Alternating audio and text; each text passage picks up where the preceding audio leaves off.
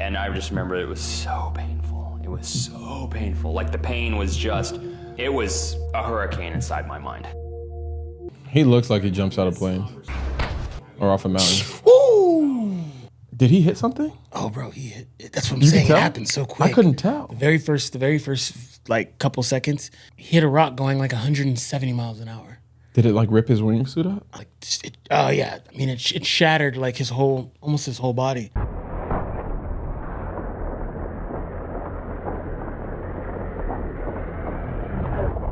And the crazy thing about this guy is he doesn't want to take any drugs, nothing. So Wait, go to that part. Here's a funny thing you don't know about Chip. Chip doesn't drink, Chip doesn't do drugs, Chip doesn't do painkillers. I mean, he's been very strict with that for all of his life, and you have to kind of respect the craziness even in that situation, that he refused the painkillers or the morphine at the rescue. I'm just gonna give you something to relax you, okay? Go easy. So first they said like, oh, we're gonna give something for your pain. And then Chip came in the conscience like, no.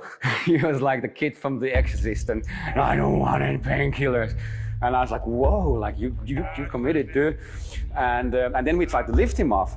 But the moment we touched him, he was like, oh my God, it hurts. Do you know people like this? Yeah, a lot that are so crazy that they have to be tricked into Yeah. taking. Oh no. Sorry, not like that. No, I just meant like people that would do stuff like this, like base jumping and yeah, I know people like this. But to be tricked into like, oh, I don't want to take any like narcotics and stuff. No, I've never met anyone that's like that. I've never met anyone. But yeah, that was crazy. Imagine the level of pain you have to be consciously aware of what's going on, feeling it, and still in that moment, like, hey, I don't want to take any drugs or morphine. Like your friends have to look out for you so much that they're just like, hey, don't worry about it. It's just an IV. And that's kind of how, I guess, they got him to take morphine because they said it was an IV versus a drug or a narcotic. Oh, that really hurts bad. So it's a little bit like catch-22. Like if we can't give you painkillers and we can't really touch you, like you're not gonna get rescued off the mountain anytime soon. So now the medic has no idea what to do. So we're trying to hit him and tell him, say, no, don't say drugs, don't say drugs. And he Kind of pulled the guy on the side and said, like, listen, like just say it's like for dehydration. And that allowed Chip to put his arm out and get the vein out and the morphine in him. And then it was easier to actually rescue him. There's not too many guys in the world that you actually have to try to convince in that situation to try to relieve the pain. But that's just the type of person he is. 1, 2, 3. If that was me, give me all the drugs. Yeah, I would just, bro. Give me all the drugs. Tranquilize me. I don't care. I want to wake up with the cast on, and that's it. Straight up.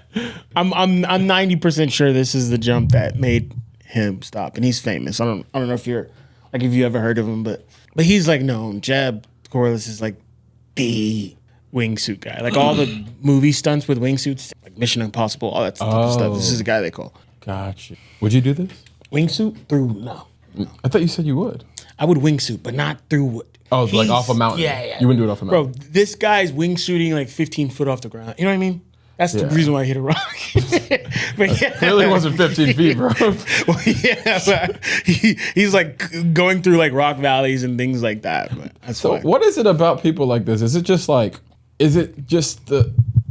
Like the chance that you're going to die that's like, oh, I've never felt that alive? To a degree, yeah. I think adrenaline junkies, they like to be closer to death than anyone else, in my opinion. Like they like to feel a rush that very few people will ever get to feel. Yeah. I mean, haven't you jumped out of a plane like 500 times? Yeah.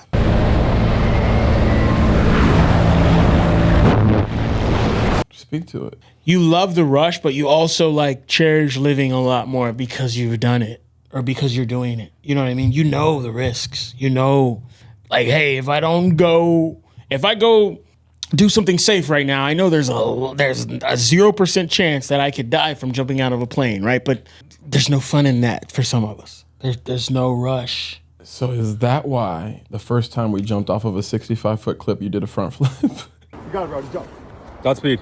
70 feet. 1, 2, 3. Whoa!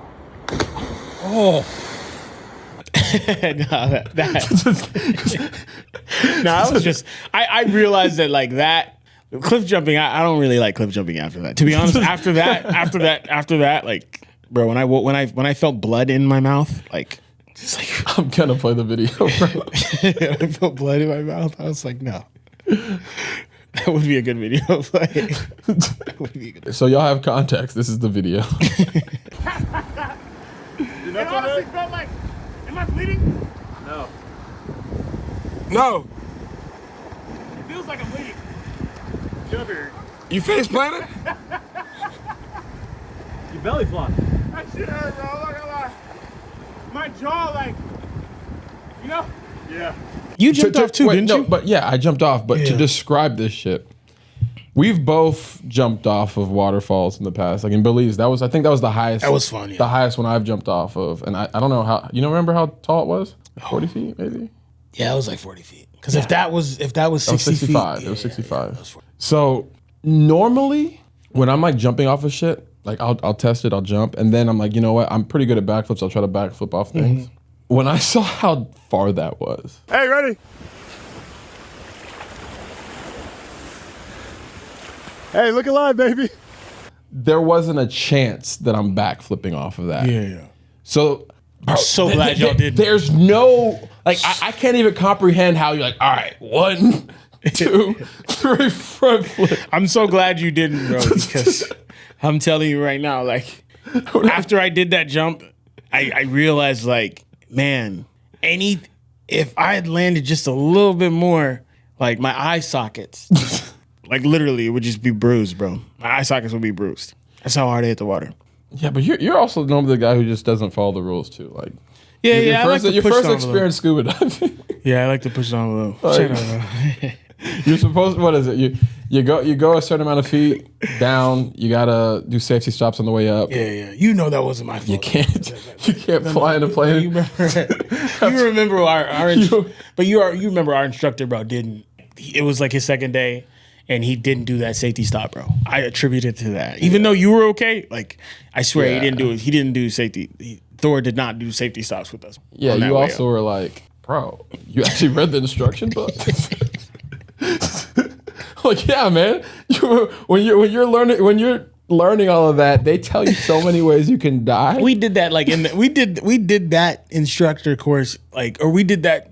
We read the instructions the night before, bro. Let's be real. Yeah, but I still went through everything. But I actually read it, bro. You're like, wait, what's the cheat sheet?